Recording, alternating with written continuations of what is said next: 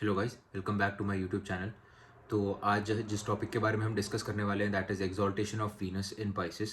This is very interesting for me. ये मेरे लिए बहुत ज़्यादा इंटरेस्टिंग है बिकॉज यहाँ पर अगर हम देखें तो वीनस पाइसेस में एक्सॉल्ट होता है and Venus is not friends with Jupiter and Pisces Jupiterian राशि है।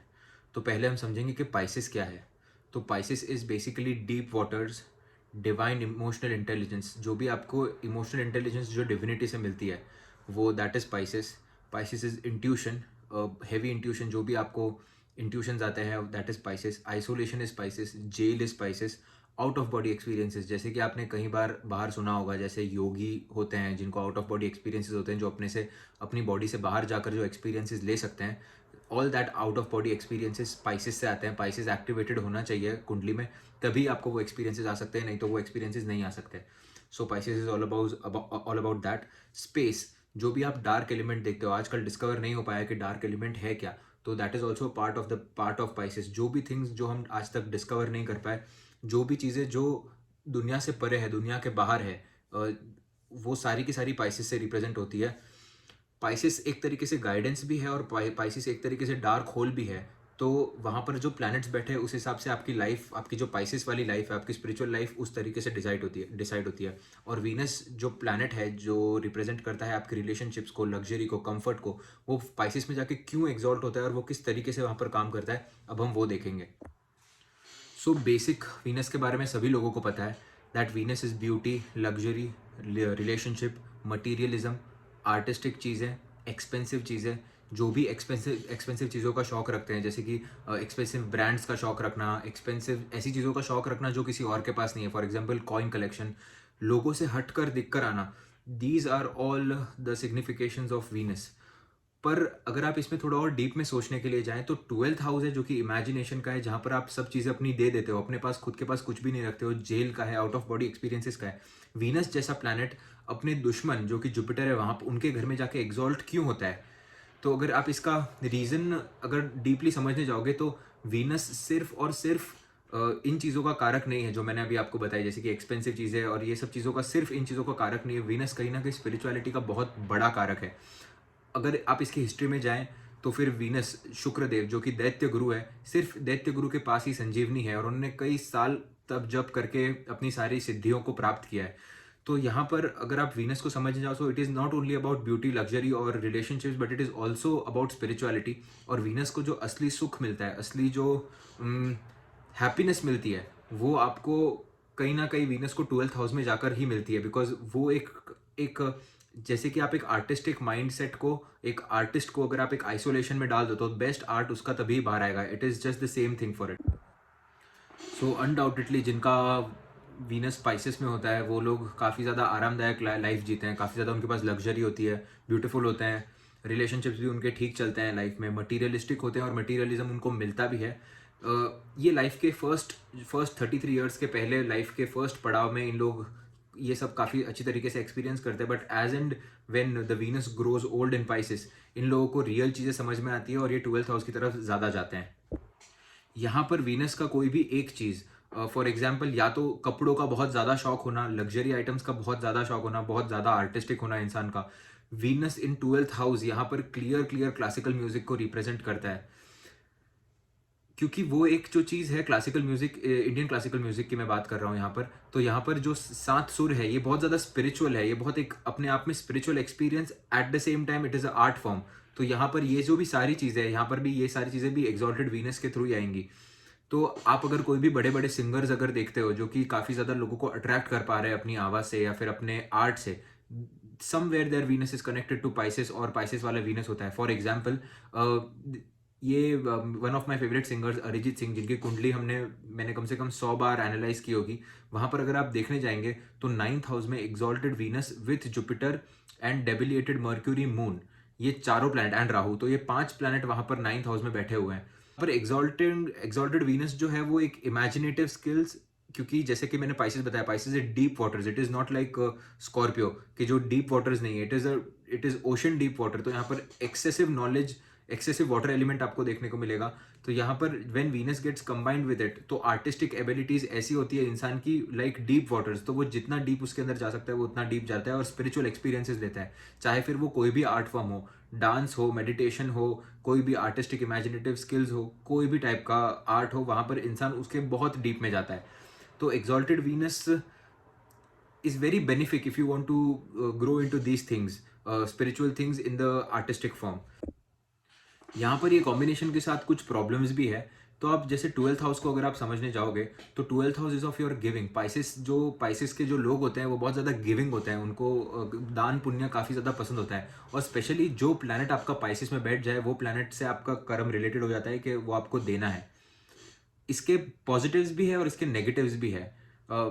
See there is nothing like positive and negatives. आपके जो कर्म है आपको भुगतने हैं और आपको फिर वो चीज़ें करनी है।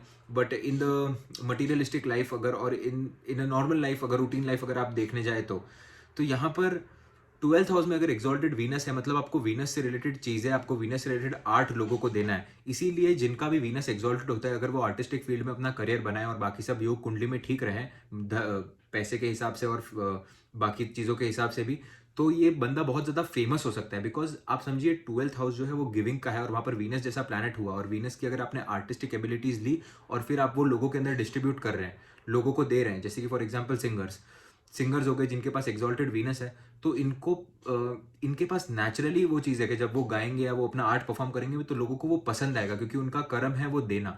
तो वो देने के कर्म से ही लोगों को इतना ज़्यादा वो पसंद आएगा, इसीलिए उनको फेम मिलता है। So fame is a by product of Venus in Pisces, क्योंकि वहाँ पर लिखा हुआ है कि तुमको वीनस से रिलेटेड चीज़ें लोगों को देनी है। और वीनस म्यूजिक का रिप्रेजेंटेशन करता है। वीनस आपको आर्टिस्टिक एबिलिटीज़ का जो भी चीज़ें हैं वो रिप्रेजेंट करता है। तो यहाँ पर fame is the by product of the things you have to give here. But यहाँ पर एक और चीज़ समझने लायक ये है कि वीनस रिलेशनशिप्स का भी कारक है यहाँ पर।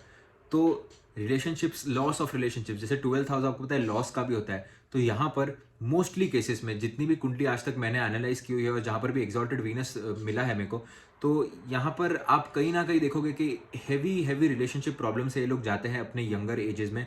ब्रेकअप्स हो गया और इनके दिमाग में काफ़ी, बिकॉज बहुत ज़्यादा इमोशनल होते हैं। वीनस स्पाइसिस में बैठा है, एक्सॉल्टेड बैठा है, इमोशंस एक अच्छे हायर लेवल पे है, आर्टिस्टिक एबिलिटीज़ बहुत ज़्यादा है यहाँ पर, बहुत थिन लाइन है एक ऑब्सेसिव बिहेवियर में और एक आर्टिस्टिक एबिलिटी में यहाँ पर।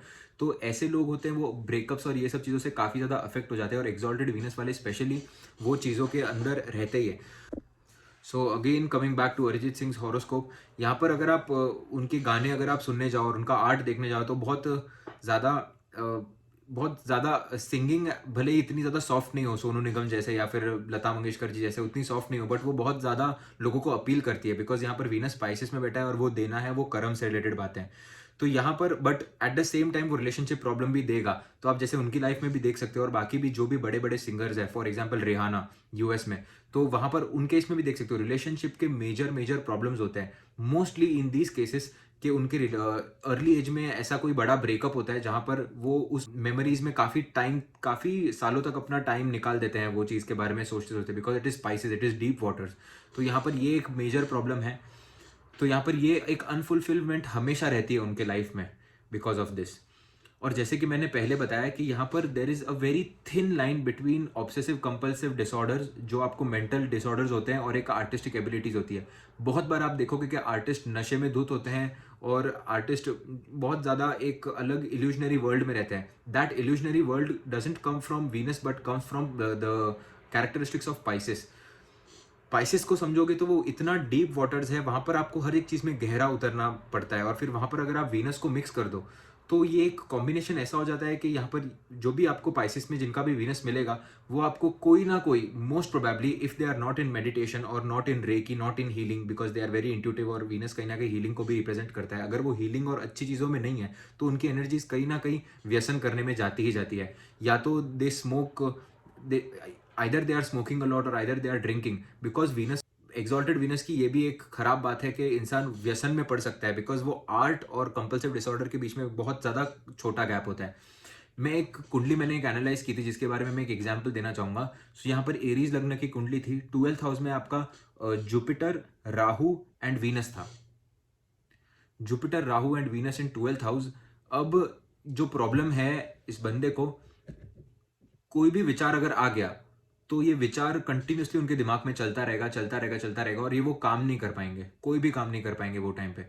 इसका मैं एक बेसिक एग्जांपल अगर ये दूं, तो अगर ऐसा इन्होंने दिमाग में सोच लिया कि अगर आज मैंने कहीं भी पानी देख लिया तो फिर मैं ये काम नहीं करूंगा, अगर आज मैंने ये चीज देख ली तो मैं ये काम नहीं करूंगा। तो यहां पर हुआ क्या कि वीनस पाइसिस में जाकर इतना स्ट्रांग हो गया वो इमोशन, और वहां पर अगर आप राहु का मिक्सचर कर दो तो ये इमोशन उनके लिए लिटरली रियल रियल बन गया, because illusion is real here उनके लिए दिमाग में। और जुपिटर का कॉम्बिनेशन यहाँ पर काफी कुछ बैलेंस करने का ट्राई कर रहा है, बट राहु और जुपिटर का राहु और वीनस का कॉम्बिनेशन इतना ज्यादा स्ट्रांग हो गया है यहाँ पर कि वो एक ऑब्सेसिव कंपल्सिव ऐसे डिसऑर्डर दे दिया है दिमाग में।